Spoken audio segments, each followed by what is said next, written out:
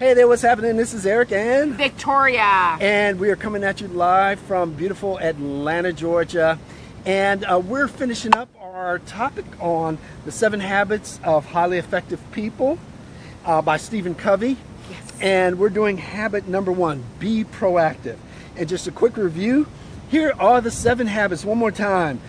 Number 1, be proactive. Number 2, begin with the end in mind. Number 3, first things first. Number 4, think win-win. Number 5, seek first to understand and then be understood. Number 6, synergize. And number 7, sharpen your saw. So let's talk for a moment about be proactive.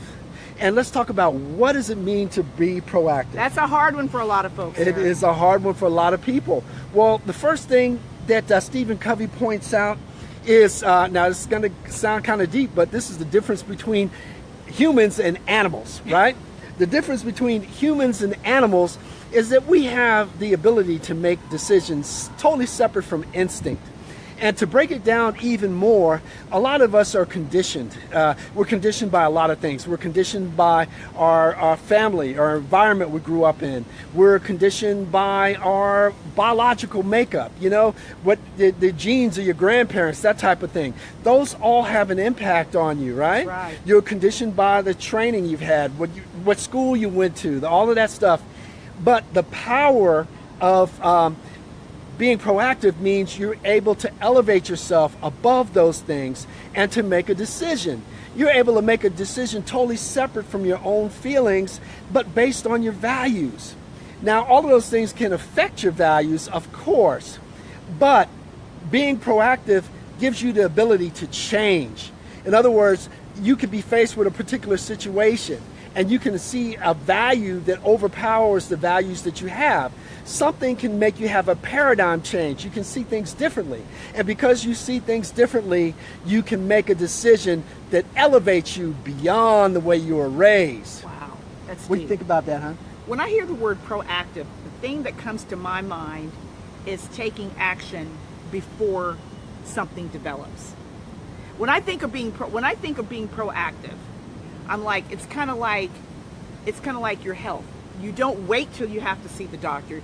You're proactive by taking your nutrients, your minerals, you're exercising, you're working out.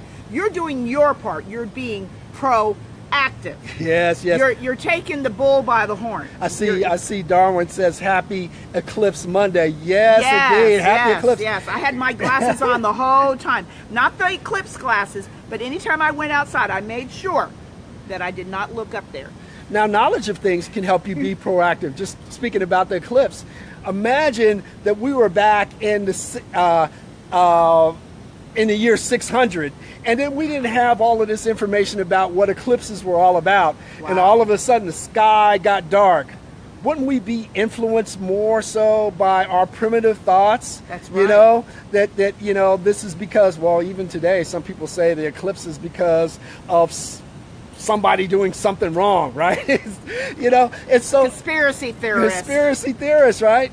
But the thing is, now we have additional information. We have intelligence that enables us to go beyond those concepts, to beyond those old values, and we can apply new values that help us make better decisions, right? So right. The key decision is don't look directly into the sun during an eclipse. I think that's pretty logical. Absolutely, absolutely. So the thing is, you have the ability to be responsible for your own lives. That's another key aspect of being proactive. In other words, you don't have to be imprisoned by your previous values, by the values of your parents, by the values of your friends, by the values of your social group. Or your peer group. Yeah. Another factor, now we acknowledge that our peer group can have a great influence over us. Oh, yeah. And they say your income is probably a result of the 5 people that you're closest to. Is kind of an average of all of their incomes put together. And that's been proven kind of scientifically, right? It is. And so you want to be very careful about the people you spend time with. Birds of a feather flock together. Yes. Now we have obligations, of course, like family. Family. Yeah. That's definitely an obligation.